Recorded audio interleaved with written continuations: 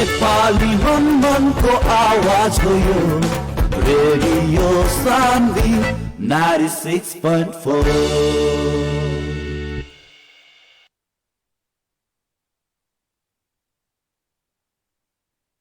96.4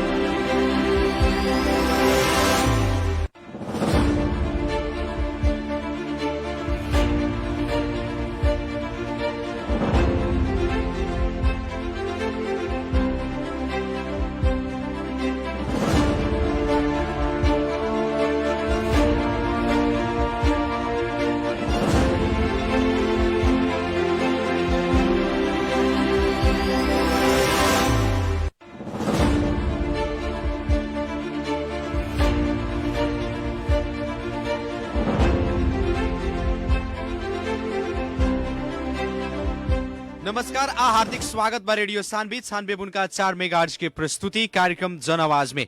कार्यक्रम जन आवाज के साथ उपस्थित हो चुकल बानी हम कार्यक्रम प्रस्तोता मुकेश गदी। सीधा बात, पृष्ठ विचार, आम जनता के प्रतिनिधिमूलक आवाज।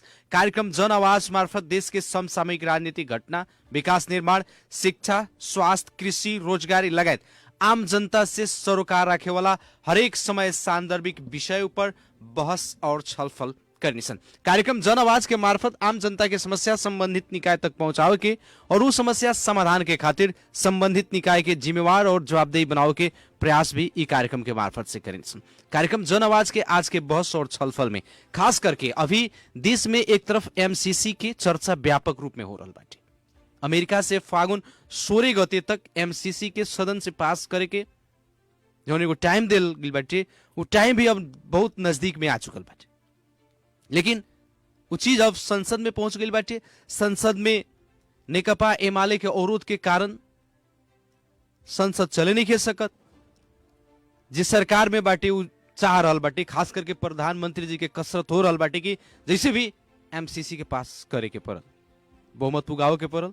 गठबंधन के दूगो दल के एकदम कहने की एमसीसी अभी यह अवस्था में पास ना हो सकता जब तक परिमार्जन नहीं के होकर लगायत विभिन्न विषय पर आज हमने के बहस और छलफल करें। साथ ही साथ जनता समाजवादी पार्टी नेपाल अभी बैशाख 30 गते होखे वाला स्थानीय तह के निर्वाचन में हरेक पार्टी आंतरिक रूप से जुड़ चुकल बाटी निर्वाचन के तैयारी में। जनता समाजवादी पार्टी के अवस्था और तैयारी का बाटी लगायत विभिन्न विषय पर बहस और छलफल करे के खातिर आज हमने के सीधा जोड़ले बानीसन कार्यक्रम जन आवाज के बहस में जनता समाजवादी पार्टी नेपाल पर्सा के जिला अध्यक्ष रामनरेश यादव जी के। रामनरेश सर, स्वागत बा कार्यक्रम जन आवाज में। धन्यवाद। शुरुआत करे के चाहे काहे कि अभी देश की जौन परिस्थिति बाटे, खास करके एमसीसी के विषय जौन अभी व्यापक चर्चा में बाटे, एजे से हम शुरू करे के चाहे अभी के वर्तमान जौन पछिल्का राजनीतिक अवस्था बाटे एकरा के कैसे देख रहल बानी?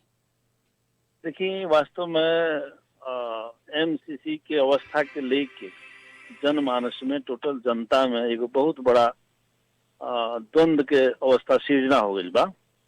राजनीतिक दल जौन सत्ता पक्ष में होको या सत्ता से बाहर होको, सब राजनीतिक दल में पहले एक मत नहीं हो सकल। एक एगो राजनीतिक दल के कुछ लोग एमसीसी के पक्ष में बा तो कुछ लोग परिमार्जन सहित पारित करे के परी वो पक्ष में बा, विपक्ष में बा। ऐसे कुल मिला के अगर कहल जाए तो एमसीसी के लेके नेपाल के अवस्था चिंताग्रस्त ही बा।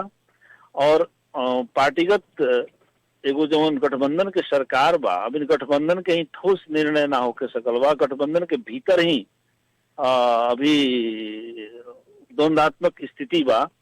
गठबंधन के भीतर तो बढ़ले वाले दल के भीतर भी कुछ सांसद लोग, कुछ नेता लोग एमसीसी के पक्ष में वकालत कर रहल बा तो कुछ नेता लोग विपक्ष में वकालत कर रहल बा। ये बड़ा दुविधा के अवस्था में एमसीसी गुजर रहल बा। और जनता भी, अधिकतम जनता काठमांडू के जौन आंदोलन देखी या देश में अन्य जगह में आंदोलन देखी, एमसीसी आज बहुत लंबा समय से नेपाल में ही बहस के विषय बनल बा। लेकिन एने आके जब लास्ट चरण में आयल है, जब पास करही के अवस्था में आयल है और वहां से डेडलाइन जब तक आ गई है, एकर उत्कर्ष पर ही पहुंच गई बा। ऐसे ई सहयोग नेपाल के काहे खातिर जौन संसद के भीतर ले जाके, संसद में ले जाके मिलेनियम चैलेंज कॉर्पोरेशन जौन बा, एमसीसी के जौन दस्तावेज बा कि वो विधि सम्मत, कानून सम्मत लियावे के बात होता है। एकरा बारे में हमरा लगता है जनता के सरकार पक्ष, राजनीतिक दल के भीतर या संसद के भीतर बहस न भइला के कारण जनता के बीच में जो अनयोलता कायम कर देवल गई बा, जैसे का अच्छाई बा, का एकर बुराई बा, ये चीज ले जाके जनता में छलफल कर दे। ना जनता में छलफल करी, कम से कम पार्टी, राष्ट्रीय पार्टी जो बा, गठबंधन के सरकार बा, वो पार्टी बा, विपक्षी दल बा, सबके प्रतिनिधि के बीच में एकर एक एक बुंदा पर, एक एक एकर दफा उपदफा पर कम से कम बहस करे के चाहिए, छलफल करे के चाहिए।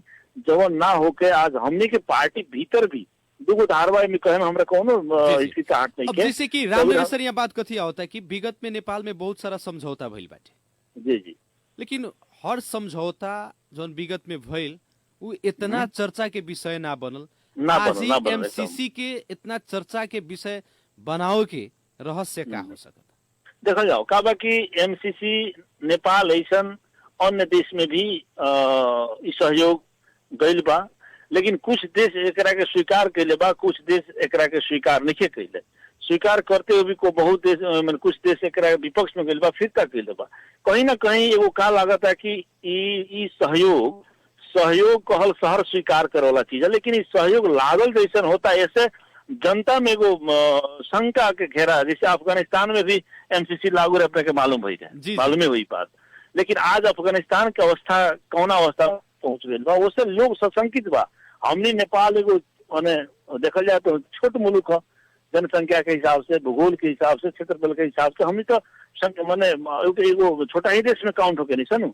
हमने अपन जौन राष्ट्रीय एकता बा, अखंडता बा, जौन हम सार्वभौम सत्ता जनता में निहित बा, ये सब चीज के जगरना बिहान होकी कि ना होकी, मन के कहीं ना कहीं मन में लोग के डर पैदा हो बा। देश विदेश के जौन उदाहरण देखल गइल बा, एकर का क्रियाकलाप देखल बा, जौना के चलते मन में वितृष्णा बा, मन में एगो शंका के घेरा बा। ऐसे कम से कम एमसीसी के अवधारणा जनता में जब मानते नहीं आज तो ना आई विरोध तो बहुत दिन पहले आई रहे। ये तो देखा जाता तो एमे नेपाल के जे प्रधानमंत्री भइल करीब करीब सब कोई संलग्न बा, वही बेरा से ही चर्चा हो रहा बा। लेकिन सब कोई के संलग्नता बाटे, लेकिन सब कोई जानते एकरा के नहीं राखल गइल कि जनता एके बेरा के भ्रष्ट हो गइल बा, एके बेरा के जनता एक्शन में आ गइल बा, विरोध में आ गइल बा। ये चीज कमी कमजोरी सत्ता पक्ष के है, जौन जनता के बुझावे नहीं के सकल। एमसीसी से का देश में लाभ हुई, का ऐसे हानि हुई। कुछ दफा जौन बात हम अपना पढ़ लो, हमू पढ़ ले बा नहीं कैसन, वो सब चीज में कहीं ना कहीं कुछ परिमार्जन करे के अवस्था बा। माने कोई सहयोग देता तो अपने आप नेपाल के कानून से ऊपर होकर ना कर सकता। नेपाल के जौन हमनी के संविधान प्रदत्त अधिकार बा, वो अधिकार के भीतर में रखे ना कोनो दात्री निकाय सहयोग करी।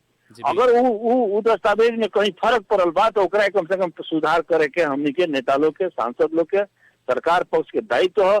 जौन ना कैला के चलते आज देश में एगो एमसीसी के घटना लेके हमरा लागत अगर जहिया एमसीसी पारित हुई तो यह देश की अवस्था का हो, ये आकलन करे के पड़ी न। जनता रही तब राज करें, जनता अपने आप में रोड पर आवे, आंदोलन होके, कुछ लोग मरे। आज 2-3 दिन पहले देखने काठमांडू में का अवस्था रहे।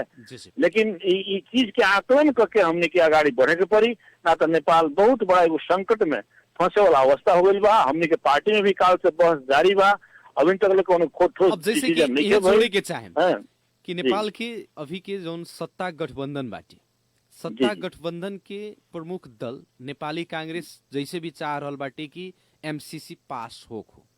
सत्ता पक्ष के दूसरका घटक कहीं ना कि नेकपा माओवादी केंद्र, वैसे ही नेकपा एकीकृत समाजवादी पार्टी, ये दोनों चाहता कि अभी यथा स्थिति में पास ना हो, परिमार्जन सहित अगाडि बढ़ो। परिमार्जन की आवश्यकता बा। सत्ता पक्ष के दूसरका दल जनता समाजवादी पार्टी नेपाल के अभी तक आधिकारिक धारणा ना आई का देखो जाओ का बा कि हमने के शीर्ष नेता मुख्य रूप से कहल जाए तो राष्ट्रीय अध्यक्ष उपेंद्र यादव जी और संघीय परिषद के अध्यक्ष डॉक्टर बाबूराम भट्टराई जी अपने के सामाजिक संजाल और सोशल मीडिया मार्फत व वहाँ सबन के वक्तव्य मार्फत अपने के हमने के सब कोई चीज जानकार बानी सन। हमनी के बाबूराम भट्टराई जी पारित करे के पक्ष में में कहीं दुविधा नहीं है। जी जी लेकिन हमनी के राष्ट्रीय अध्यक्ष उपेंद्र यादव जी एमे बहस होके के पड़ी, कुछ परिमार्जन करे के पड़ी, जौना के चलते दोनों नेता के बात ना मिलने के चलते काल से हमनी के केंद्रीय कार्यकारिणी समिति के बैठक भइल बा। ये विषय पर आज भी बैठक जारी बा। तो उ लोग बैठ के निर्णय करी जेकरा के यही पास कल जाऊं कि एमे परिमार्जन सहित के जौन पर राय बा सुझाव बा उ दे के पास कल जाऊं, ओकरा बारे में पार्टी के अधिकारी धरना आई। अब दोनों नेता के बीच में बहुत भाग दौड़ रहा, जिला के दौड़ रहा, जिसमें हमरा लागत है जितना छलफल लोग के बीच में होके के चाही उ नहीं होके सकल। तो के चलते आज हमनी के पार्टी हो सकता आज शाम तक रात तक हमनी के पार्टी के अधिकारी धारणा आ जाये। यानी कि केंद्रीय कार्यकारिणी समिति के जो अभी बैठक चल रहा बाटे उससे जी जी आशा और विश्वास बाटे कि पार्टी के आधिकारिक धारणा बैठक से हाँ बैठक से ही हुई। कारण कि जब कहीं दू नेता के विचार बाज गए तो ओकर निर्णय तो कार्यकारिणी समिति करी।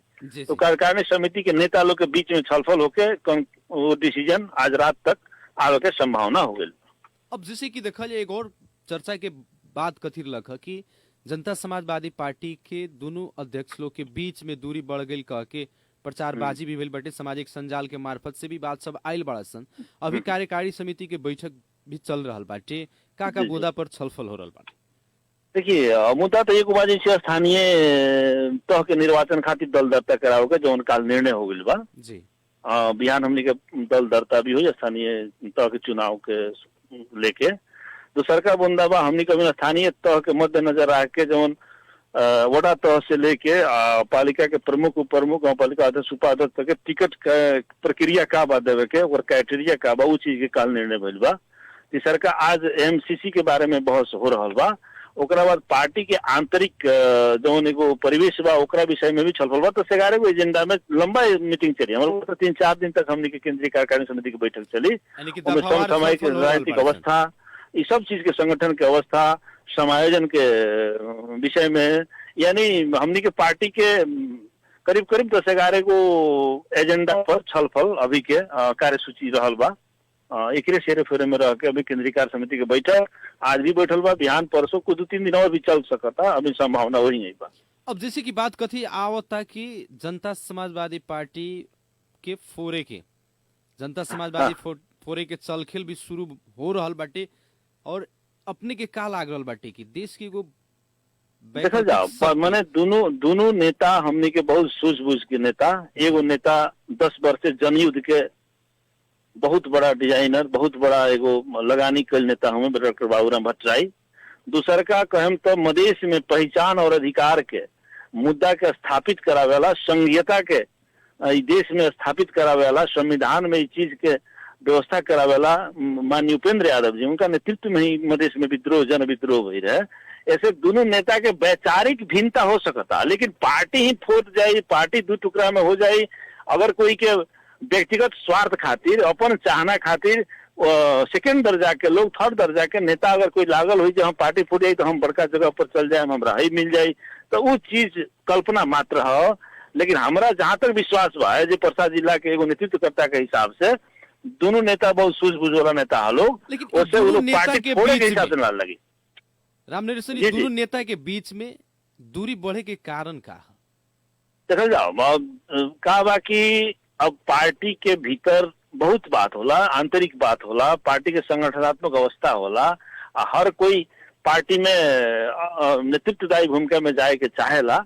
हमरा लागता इ लोग के बीच में संवाद, दोनों नेता अपन अपन जिला के दौरा में लोग एमसीसी के विषय में राष्ट्रीय अध्यक्ष जी के हमनी के एक किस्म के बात आवत रहा। हमनी के बाबूराम भट्टराई जी के प्रस्टेट ट्वीट में रोज हमने पढ़त रहनी है सन।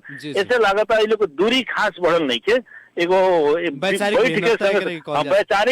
वैचारिक अंतर आपसी संवाद ना भइला के चलते लोग के बुझाता जे दोनों आदमी के दूरी बढ़ गई बा। दूरी नहीं के बढ़ल, दोनों आदमी के कार्य व्यस्तता के कारण एक जगह बैठ के कंक्लूड डिसीजन आइला के चलते काल से बैठक जारी भइल बा। ऐसे कोई समझत हुई जो पार्टी फूट जाई तो हम वही जगह पर चल जाए, हम हियाँ हो जाए। मगर कोई के मन में लागल हुई हमनी के अपन पार्टी के नेता बानी सन, कोई हमरे इच्छा हो जाए हम वही चीज हो जाए, तो वैसे अगर कोई परिवेश बनावत हुई, वातावरण बनावत हुई तो वो गलत बात है। लेकिन हमरा जहाँ तक लागता दोनों नेता ये पार्टी के एक ढीका लेके स्थानीय तह के चुनाव मुख में आ गई बा। बैसाख 30 गते बा, ई अवस्था में पार्टी के धाराशाही करे वाला हिसाब से कोई भी डिसीजन ना होई, हमरा पूर्ण विश्वास बा। जी, अब जैसे कि स्थानीय तह निर्वाचन के बात करी, बैसाख 30 गते होखे वाला स्थानीय तह के निर्वाचन, अभी देखल जाए तो जितना भी दल बा, हर दल औपचारिक अनौपचारिक रूप से आंतरिक तैयारी में जुट चुकल बाटे। जनता समाजवादी पार्टी के तैयारी के अवस्था का बाटे, कौना ढंग से आगे बढ़ रहा बाटे? काहे कि विगत में देखल जाए पर्सा जिला के बात हमनी करेम सन, पर्सा जिला विगत के निर्वाचन में स्थानीय तह के निर्वाचन होके या प्रदेश या संघ, हर एक में पर्सा जिला जनता समाजवादी पार्टी के एगो गढ़ के रूप में अभी स्थापित बा। हाँ, बहुत बढ़िया प्रदर्शन, बढ़िया जीत है। चारों ओर से अभी जनता समाजवादी पार्टी पर ही बाटे। अवस्था में तैयारी कौना ढंग से हो रहा बाटे? देखल जाओ, स्थानीय तह के निर्वाचन में हमनी के स्थानीय तह के नेता लोग जे गांव पालिका अध्यक्ष उपाध्यक्ष में लड़े वाला बा, जे मेयर उप मेयर में लड़े वाला बा, जे वडा अध्यक्ष वडा सदस्य में लड़े वाला बा, उ लोग के हमनी स्पष्ट रूप से निर्देशन दे दिले बानी सन। उ लोग अपन तैयारी कर रहा बा।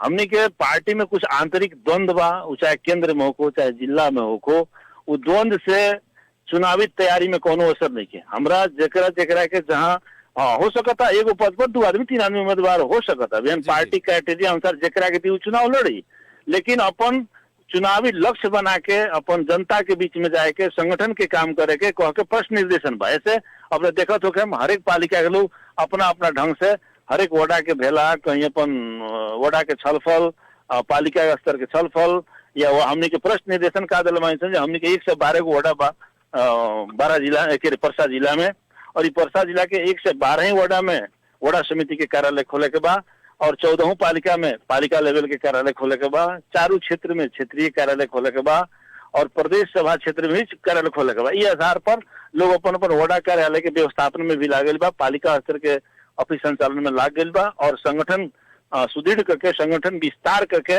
आगामी चुनाव के लक्षित करके आगाड़ी बढ़े वाला काम स्थानीय तह में हो रहा बा। ऐसे हमने के केंद्र में अभी कोनो डिसीजन नहीं के, जिला में कोनो आंतरिक द्वंद्व उसे कुछ नहीं के, ई बात नहीं के। हर स्थानीय तह के नेता लोग के जे इच्छुक बा उम्मीदवार बने के, स्थानीय तह के चुनाव लड़े के, उ लोग के हमने प्रश्न निर्देशन दे दिल बा, तो अपन काम कर रहा बा।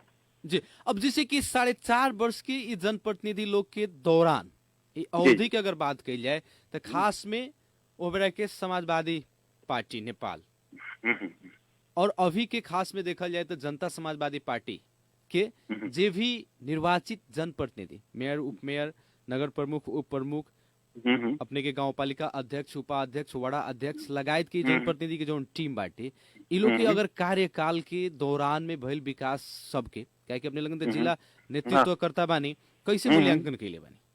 देखा जाओ, मैंने बहुत लंबा समय बाद देश में स्थानीय तह के चुनाव भइल, बहुत समय तक जनप्रतिनिधि विहीन रहल हमनी के समाज, लेकिन एकाएक देश में एगो नया आमूल परिवर्तन है। जो आमूल परिवर्तन का होना हिसाब में आयल कि देश के शासन प्रणाली ही चेंज हो गई। देश में 3 तरह के सरकार के अवधारणा आ गई, केंद्र प्रदेश और स्थानीय तह।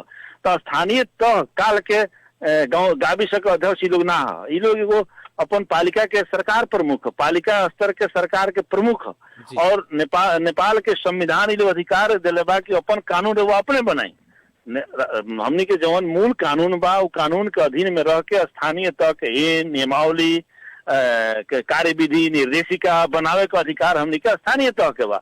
पहिलका साल लोग करीब करीब बुझे में तनका समय लागल, लेकिन फिर भी 20-25 बरस के जनप्रतिनिधि विहीन के अवस्था के खाड़ल, जौन बड़का खाड़ल भई रहे, जौन दलीय गठबंधन से चल रहे, व्यापक रूप से अनियमितता रहे, कर्मचारी तंत्र रहे, उ तंत्र के अंत करके अभी भी देखल जाए तो जौन 20 बरस खाली पीरियड रहे जनप्रतिनिधि विहीन के, वो में मनोबल बहुत उच्च हो गई रहे नु, कर्मचारी तंत्र हावी हो गए रहे नु, ओकरा के चीरते हुए गांव पालिका प्रमुख उप प्रमुख या नगर पालिका के मेयर उप मेयर वडा अध्यक्ष जौन अपन विधि विधान प्रक्रिया अनुसार जौन काम कैले वालों, हमरा लागत आज 4 बरस के काम कितने लोग कहे जे ना नहीं खे भइल, तो अगर आंख उल्टा के हमने देखी सन, छाती पर हाथ रख के सत्य बोली सन, तो 4 बरस के उपलब्धि जनता के स्वीकार करे के पड़ी, ओकरा से संतुष्ट होके के पड़ी।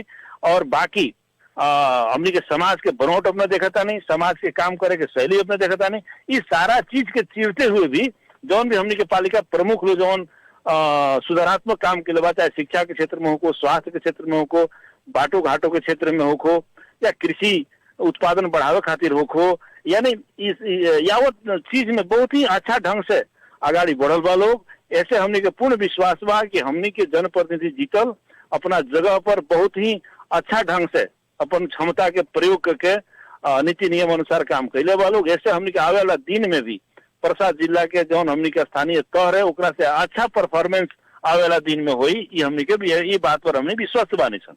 यानी कि जे भी जनता समाजवादी पार्टी के जनप्रतिनिधि बाटी, हाँ, जौना बेरा जनप्रतिनिधि विहीन अवस्था रहे वो अवस्था से बहुत ही सुधार और बहुत सुधार बा। अपने गांव में घूमल जाओ, देखल जाओ, लोग क्रियाकलाप देखा अध्ययन कर जाओ, जनता से सर्वे कर जाओ। अपने लगन तो देश के चौथा अंग है, संचार कर्मी है। अपने लगन यथार्थ देखी, काल के चित्रकार है, आज के चित्रकार बा, फर्क बाकी ना बा। जनता से अपने प्रत्यक्ष रूप से बातचीत करके, डायलॉग करके वो लोग के क्रियाकलाप बारे में जान सकता नहीं। ऐसे हमनी के काम, उ लोग के काम से बहुत संतोषजनक ही हमनी के ले माने जी। अब जैसे कि बात कैली है हमनी के कुछ देर पहले की परसा जिला अभी जसपा के गढ़ बार जी, आवेला आगामी स्थानीय तह निर्वाचन में अवस्था का रही? बहुत अच्छा रही मुखलेश जी। देखल जाओ, अब 4 गो हमनी पालिका पहले जीतल रहने सन और 5 गो उप प्रमुख हमनी के जीता रहे। लेकिन आज के अवस्था इतना बढ़िया हमनी के बाकी लमसम 14 पालिका में हमनी के वो समय में तो ठोरी में उम्मीदवार ना दे सकरनी सन, जीरा भवानी में बल तल खोज के उम्मीदवार दिल सन, पटरवा सुगौली में खोज के उम्मीदवार दिल सन। लेकिन आज 14 पालिका में सशक्त रूप से 1 से 12 वार्ड में 14 पालिका के प्रमुख उप प्रमुख में हमने के टिकट देवे के सकस हो गई बा। ऐसे हमरा लगा था कि पहले से बहुत अच्छा परफॉर्मेंस 4 गो रहे, वो से 2 गुना 3 गुना भी बढ़ सकता। यानी 14 गो में हमने मिनिमम अगर देखल जाए तो 10 पालिका में हमने के इतना अच्छा परफॉर्मेंस बा जीते के अवस्था में बानी सन, और 4 गो में भी हमने बाकी के अच्छा करम सन ओकरा खातिर भी हमने आगाड़ी बढ़ल बानी सन। ऐसे कहीं यानी कि विगत के दिन से भी बढ़िया दिन जनता समाजवादी पार्टी एकदम रही, एकदम बढ़िया रही, एकदम अच्छा रही। लेकिन चुनाव अब नियर आ गई बाटे, जगह जगह पर कहीं ना कहीं चुनावी गतिविधि भी सब हो रहल बा। लेकिन अब का होला कि अभी जे जीतल बा ओकरे पर वार होला। एकदम सही बात बा। और खास में जौन वार हो रहल बड़ा सन कि मधेशवादी दल लोग के इतना जीते नहीं सन, का कैलक लोग 4.5 वर्ष के अवधि में, एकरा ऊपर का कहे छै? देखल जाओ, जनता के हमनी के बुझावे के पड़ी। या लोग कहत मधेशवादी दल के इतना वोट, सबसे पहले नेपाल में भौतिक पूर्वाधार के छोड़ के जौन एगो पहचान दिले बा, आज 8 जिला के प्रदेश बा हमनी के, आज मधेश शब्द अंतर्राष्ट्रीय स्तर पर ख्याति प्राप्त हो गई। ये पहचान है, पहल का उपलब्धि जो हमनी के मधेश प्रदेश यहाँ बनावल, वह शहीद लोग के सपना एगो साकार भइल बा। दूसर का बात, अगर हमनी के साथ जोन विभेद होत रहे, विभेद के हमनी के उजागर बिहारी कहल जात रहे, भैया जात रहे, हाँ भैया कहल जात रहे, उस चीज अब चीर के हमनी मधेश हो गई, मधेश के हमनी वासी हो गई सन। दूसर का बात, समानुपातिक समावेशिता 62-63 के अगर मधेश विद्रोह ना बह रही, जन विद्रोह, तो आज जौन भी कार्यालय में जाता नहीं, पुलिस में जाता नहीं, सेना में जाता नहीं, सशस्त्र प्रहरी में, यानी सेवा प्रदायक जितना भी निकाय बा वहाँ मधेशी के आरक्षण रखल बा। चाहे वो थारू के नाम में हो, चाहे दलित के नाम में हो, आदिवासी के नाम में हो, दलित जनजाति के नाम में हो, आरक्षण के दिलक नेपाल में 62-63 के पहले आरक्षण रहे ना रहे। यानी ये नीतिगत बात पहले हमनी के जनता में बुझावे के पड़ी। नीतिगत बात जब तक ना बुझावल जाए, खाली पुल ना बनल, कलभट ना बनल, ये सारा चीज विकास ना है। जौना के चलते हमनी के ओझेल में रहनी है, जौन चीज हमनी के जौन एगो अपन पहचान हमनी के ना मिल रहा, अधिकार के तो बात छोड़ी, पहचाने अभी हमनी के ना मिल रहा, वो पहचान आज जनता समाजवादी पार्टी स्थापित करोला बा। और विकास के चरण में भी अपने देखिए हमनी के स्थानीय तह जहाँ जीतल बा, या अपने के प्रदेश सरकार हमनी के, मध्य प्रदेश सरकार हमनी के है, वो से देखल जाओ तो बहुत ही अच्छा ढंग से विकास भइल बड़ा सन। और वास्तव में विगत में जौन अवस्था रहे वो अवस्था से कहीं ना कहीं हमनी के अभी के वर्तमान अवस्था के अगर तुलना कई जाए तो तुलनात्मक रूप में हर ढंग से बहुत सारा सुधार भइल बा। लेकिन जनता समाजवादी पार्टी के चलते देश में आमूल परिवर्तन हुई बा। 3 तरह के सरकार देखता नहीं, संहिता के देन कर हम तो हमनी के पार्टी के नहीं, दूसरा के ना हो। लेकिन अभी का बात आ रहल बाटे कि जौन एगो जनता के जौन जनचाहना रहे वो जनचाहना बमोजिम भी कहीं ना कहीं जौन काम होके के चाहिए वो काम सब ना भइल सन। एक कारण का हो? देखिए देख कारण का बा कि जन चाहना अनुसार काम नहीं के कोई सी बात नहीं के हमने जनता के बुझावे नहीं जन सकल। जनता में भ्रम के सृजना जौन हो रहल बा वो भ्रम के सृजना जौन हो रहल बा ओकरा के हमने के चिरे के पड़ी। विपक्षी तो निम्नो काम के खराब कर रहल बा। ऐसे हमनी के दायित्व बा जनता के हमनी बुझावल जाई समझावल जाई वो चीज हमनी के ऊपर दायित्व होता है। ऐसे हमनी के का कैले बानी सन सारा के लिस्ट हमनी ले जाम सन जनता के बीच में सब तब जनता बुझी हाँ मधेसी दल के आंदोलन से मधेसी दल के जीतला से यहाँ का आमूल परिवर्तन भइल बा विकास के गतिविधि के अगाडि बढ़ल बा ये सारा चीज हमने जनता के बीच में बताया सब अच्छा लोग के लगी। राम नरेश सर विगत में जो चुनाव भइल स्थानीय तह के निर्वाचन 2074 में देखल जाए तो बेरा 6 महीने पहले से चुनाव लाग गई रहे लेकिन अभी मिति बहुत नजदीक बाटी। हाँ। लेकिन अभी चुनावी चहल पहल बुझात नहीं के एकर कारण का देखल जाओ अभी देश में एमसीसी के लेके बहुत बड़ा अनियोलता बा।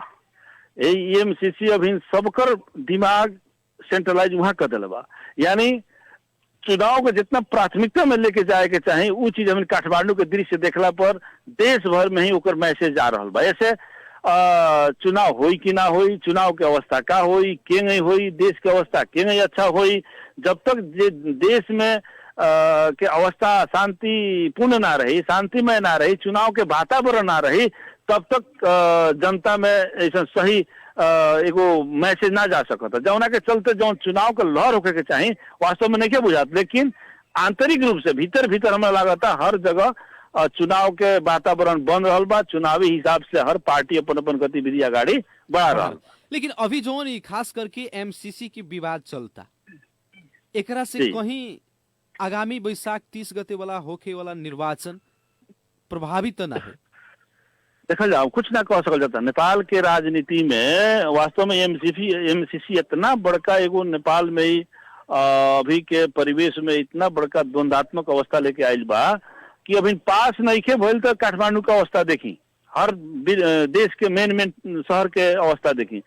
जहिया एमसीसी पास हुई वो दिन से के बाद देश के अवस्था का हुई एकरा बारे में नेता लोग के पहले सूझबूझ पहुंचावे के पड़ी उस चीज के आकलन करे के पड़ी। अगर एमसीसी पास हो जाता अभी वर्तमान अवस्था में तो हमनी के बिहार के नेपाल के अवस्था का रही।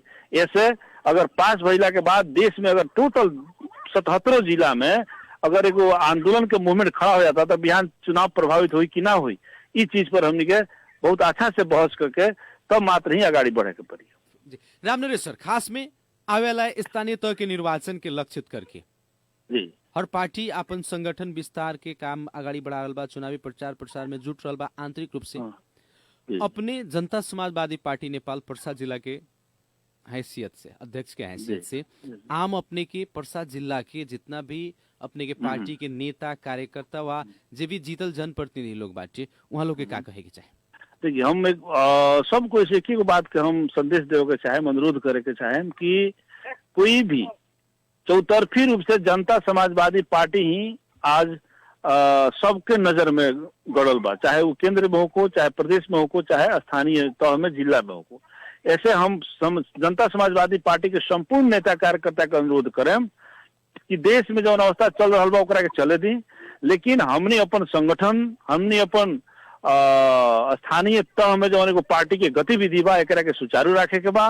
बैसाख 30 में चुनाव निर्धारित भइल बा लेकिन उ लक्ष्य हमने के उहे रहो चुनाव जब भी होको ओकरा खातिर हमने हरदम तैनात अवस्था में रह जाओ तैयारी अवस्था में रह जाओ। ई संदेश अपने के रेडियो मार्फत हम बताओ के चाहे। अगर कोई कहता पार्टी में हैंग बा अंतर्द्वंद बा तो राष्ट्रीय अध्यक्षों के बीच में राय नहीं खे अपने में द्वंद बा पार्टी फूटी की का हुई ई सारा अनोलता से लोग मुक्त हो जाओ। पार्टी एक ढीका बा पार्टी में वैचारिक सैद्धांतिक बहस होला वो बहस के हर एक कार्यकर्ता के स्वीकार करे के क्षमता रखे के पड़ी। ऐसे कोई के काला में बहकावा में नहीं के जाए के जनता समाजवादी पार्टी के झंडा के नहीं फहराई एकरा खातिर सब कोई के हरदम तैयारी रह के गांव में टोल में हर एक जगह पर अपन संगठन के क्रियाकलाप अगाड़ी बढ़ावल जाओ। अपन विकास जो उनके लिए मानी जनता के बुझावे के पड़ल हमनी के पार्टी कौन कौन अच्छा काम समाज खातिर कैलक, देश खातिर कैलक, ई सारा चीज हमने के व्यापक रूप से जनमानस में ले जाए के संपूर्ण नेता कार्यकर्ता में अपने के रेडियो मार्फत हम अनुरोध करे के चाहे। आवेला आगामी निर्वाचन के खातिर अपने लगन के विशेष जोड़ या एजेंडा का रही है? अभी का बा कि देश में संघीयता बहुत खतरा में बा। संघीयता के बचावे खातिर ई देश में जनता समाजवादी पार्टी की आवश्यकता बा। ई देश में समानुपातिक समावेशिता के रक्षा करे खातिर जनता समाजवादी पार्टी की आवश्यकता बा। ई देश में गणतंत्र के संस्थागत करावे खातिर जनता समाजवादी पार्टी के आवश्यकता बा। यानी प्राप्त उपलब्धि के रक्षा भी करे के बा और सदियों से हमने के आदिवासी, दलित, जनजाति, महिला, मधेसी, मुस्लिम के नाम में जौन विभेद भइल बा, उ विभेद अभी खत्म नहीं के भइल। उ विभेद के अंत तब मात्र हुई जब खाली प्रदेश मधेश प्रदेश में ना, ई देश में जब जनता समाजवादी पार्टी के सरकार बनी तब मात्र ही विभेद से ई समाज मुक्त हुई। ई अभियान खातिर हमने फिर से जनता में जायम सन और ई एजेंडा का स्थापित करावे खातिर हमने जनता समाजवादी पार्टी के ही सरकार अब सिंह दरबार में जब तक ना बनी तब तक ये विभेद का अंत ना हुई। ई एजेंडा लेकर हमने जनता में बीच में जाए। राम नरेश सर, इतना व्यवस्था के बावजूद भी कार्यक्रम जन आवाज के खातिर समय देनी एकला आपने के बहुत बहुत धन्यवाद देवे के चाहे। बहुत बहुत धन्यवाद। हमारे भी विचार जनता के बीच में, श्रोता के बीच में जौन सुनावे का अवसर देने एकरा खातिर अपने के रेडियो परिवार के भी बहुत बहुत धन्यवाद। जी धन्यवाद, नमस्कार। आदरणीय जन समुदाय, कार्यक्रम जन आवाज के आज के बहस और छलफल खास करके देश के अभी के वर्तमान राजनीतिक अवस्था, एक तरफ देश एमसीसी के कारण दिन प्रतिदिन देश के अवस्था, राजनीतिक अवस्था देखल जाए तो जटिल बनते जा रहा बाटे। सत्तासीन जे दल बाटे, सत्ताधारी दल बा, सत्ताधारी दल के बीच में ही मतभिन्नता बाटे, जेकरा कारण से अभी देश के जौन अवस्था भइल बाटे, ये अवस्था से कहीं ना कहीं आवे वाला दिन सही या सकारात्मक दिशा में जाई कह के संकेत नहीं मिला।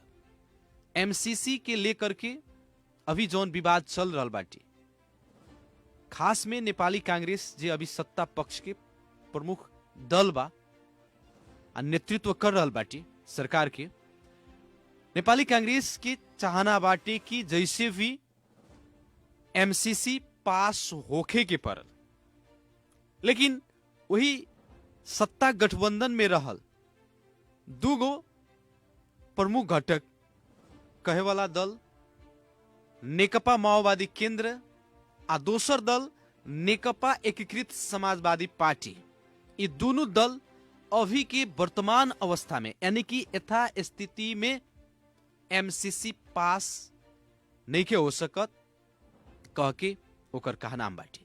जब तक बिना परिमार्जन नहीं के होकत एमसीसी के जौन बुधा सब बाड़स, वो बुधा में कुछ ऐसन बुधा जौन बाटे जेकरा के लेकर के अभी देश में आम जनता में क्लियर कट एगो जौन विजन होके के चाहिए, चाहे एगो निष्कर्ष होके के चाहिए, चाहे एगो सोच होके के चाहिए, वो अभी बनल नहीं है। ना देश के नेता लोग जनता के बुझाव सकल बा, ना कुछ ऐसा नेता लोग जे बा जे खुद एमसीसी ये हमनी के देश के हित खातिर बा कि देश के हित विपरीत बा। हित खातिर बा तो हई आधार पर हित में बा, आ देश के हमनी के हित के विपरीत बा तो यही बूंदा के कारण से ये हमनी के देश के हित के विपरीत बाटे कह के पूर्ण रूप से जनता में अभी बुझावे नहीं के सकल, जेकरा कारण से जनता भी आंदोलन में बाटे। देखल जाओ काठमांडू में प्रदर्शन हो रहा बाटे दिनों दिन, और एक तरफ एमसीसी के विवाद, दूसरी तरफ स्थानीय तह के निर्वाचन। स्थानीय तह के निर्वाचन जनप्रतिनिधि विहीन जौना बेरा अवस्था रहे, आम जनता के चाहना रहे कि अभी की नया संरचना और नया संरचना से जन्मल नया पीढ़ी के नेता लोग चाहे जनप्रतिनिधि लोग जनता के जौन एगो आशा रहे, एगो दिलासा रहे, एगो विश्वास रहे, वो विश्वास मुताबिक काम भइल बा कि ना बा। अब उ चीज के परीक्षण होके वाला घड़ी बाटे।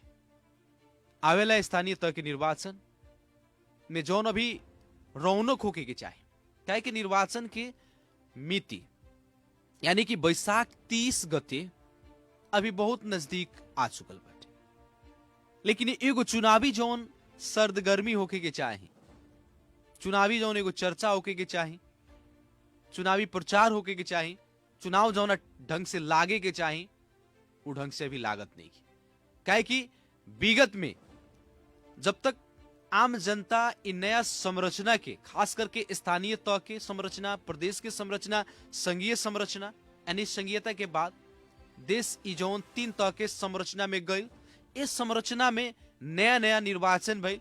ओ बेरा हर कोई संरचना के सैद्धांतिक और व्यवहारिक पक्ष ना बुझले रहे, लेकिन अभी तक बुझ चुकल बाटे। हर कोई के कहीं ना कहीं एगो आपन मन के ललसा कहीं, चाहे मन के एगो कहीं ना कहीं जे आवे के नेतृत्व वर्ग में, नेतृत्व पंक्ति में आवे के जन चाहना आपन बढ़ रहल बाटे। हर व्यक्ति के जो लायक बा, चाहे जे चाहता कि हम अब जनता के सेवा करे के खातिर एगो जनप्रतिनिधि के हैसियत से अब आवे के पर। लेकिन देश के वर्तमान राजनीतिक परिवेश अवस्था के कारण जौना हिसाब से होके के चाही, चुनावी एगो लहर उठे के चाही, वो लहर अभी नहीं उठ सकता। लेकिन आवेला वैशाख 30 गते निर्वाचन संपन्न होई कि ना होई, कहीं ना कहीं भी शंका भी उपशंका हो रहल बाटे। काहे कि वर्तमान अवस्था देखल जाए देश के राजनीति के एमसीसी के विवाद के कारण से सारा दल, सारा नेता लोग अभी केंद्रित हो गए बा, राष्ट्रीय लेवल के नेता लोग एमसीसी के तरफ। इससे आम जनता तैयार बाटे स्थानीय तह के निर्वाचन के खातिर, जनप्रतिनिधि लोग भी तैयार बा। लेकिन अब जनता के हाथ में बाटे, जनता के हाथ में बा। अब जनता आपन जनप्रतिनिधि कैसन चुनी, जे जनता के हित में काम करे, चाहे कैले होके आवेला दिन में भी करे। वैसन व्यक्ति जे जनता के सुख दुख में हमेशा साथ होके साथ रहल बा, चाहे आवेला दिन में रही। विकास के बात कही जाए तो देखल जाए दीर्घकालीन सोच के साथ विकास के जौन योजना होके वैसन व्यक्ति के आगाड़ी बढ़ाओ के पड़ल। ना तो हमनी के मदेश में कथी एगो प्रथा बाटे, चाहे हमनी के जिला में दारू मांस पर बेचाए के, पैसा पर अपन वोट बेच देवे के। मतदान जौन एगो गोप्य दान होला, दान के भी हमनी के 2000, 4000, 1000 रुपया एक बेरा दारू मांस, एक बोतल शराब पर हमनी के बेचा रहल बानी सर। ऐसे कहीं ना कहीं जब तक हमनी के सचेत ना होखल जाए, तब तक जौना हिसाब से जनता के एगो जनचाहना रहेला, वो हिसाब से ना जनप्रतिनिधि विकास करे सकी। काहे कि देश के अभी निर्वाचन के बात कही जाए, दिन प्रतिदिन निर्वाचन के खर्चा बढ़ते जा रहा बाटे। और बताई जे करोड़ों करोड़ों लाखों लाख खर्च कर रहा बाटे जे कैंडिडेट, ओकरा के यदि अपने जितावत तनी, चाहे वो जीतता, तो आवे वाला दिन में वो का करी। तैसे कहीं ना कहीं सड़ा जर हमने के जनते में बाटे। जनता अगर निष्पक्ष हो जाता, स्वच्छ हो जाता, बिना पैसा से अगर वोट देवे वाला हो जाता, तो एक न एक दिन देश के अभी के जौन जितना भी कुप्रथा बाटे, भ्रष्टाचार जौन बढ़ रहा बाटे, भ्रष्टाचार से देश जर्जर अवस्था में बाटे, एमे सुधार आ सकता। और वो सुधार करे वाला समय अब ज्यादा दिन नहीं खे।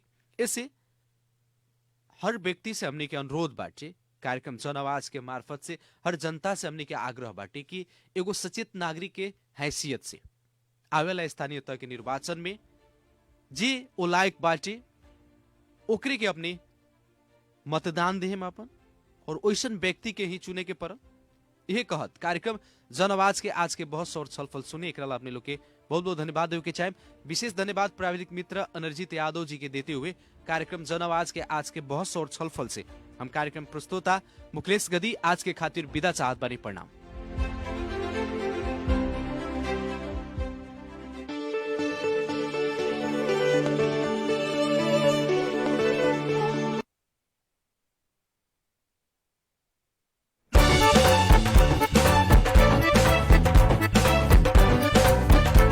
इस तरह के निर्वाचन में हमनी के नेपाली मन को आवाज हो यो।